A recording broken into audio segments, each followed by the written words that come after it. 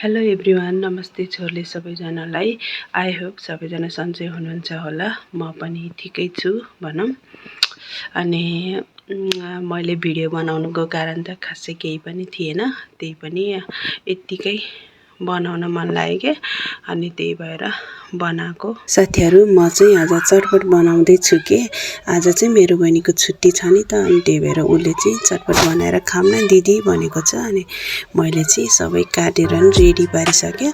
हामीसँग घरमा जे छ त्यसकै बनाउन लागेको, मैले चाहिँ किनेर ल्याएको छैन। अनि हामीलाई चाहिँ खासै अमिलो पिरो नि मन पर्दैन, त्यही भएर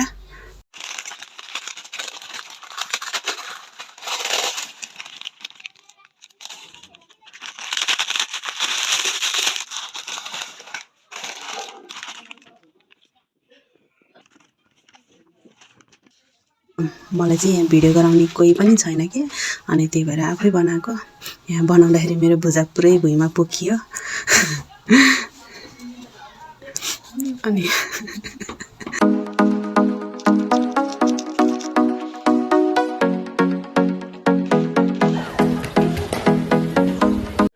मैले चाहिँ बनाएर भ्याइसकेँ। अब बहिनीलाई बोलाउन जान्छु म।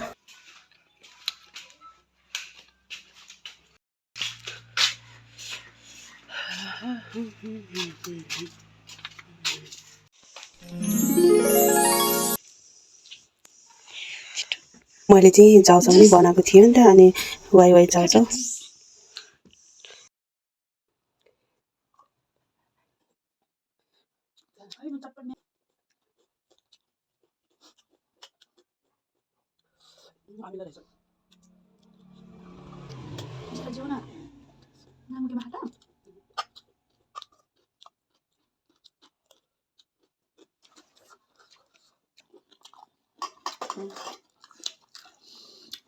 भ्याइयो मेरो थालको त।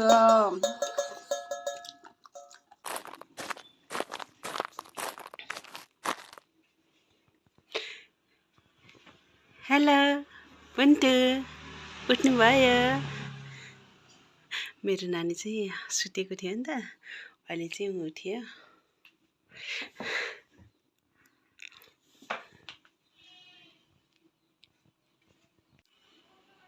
याउ याउ याउ जा आउन, उठ्न, आउनु। मकै खाने है, मकै खाने आज। नानीको लागि मकै उसिनेको पाकेको छ। मिठो छ? न्याम न्याम न्याम गर्नु।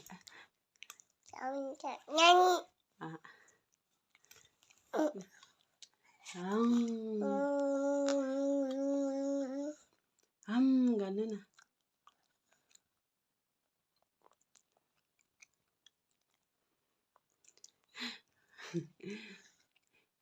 मेरो छोरीलाई चाहिँ मकै मनपर्छ नि त बेसरी। अनि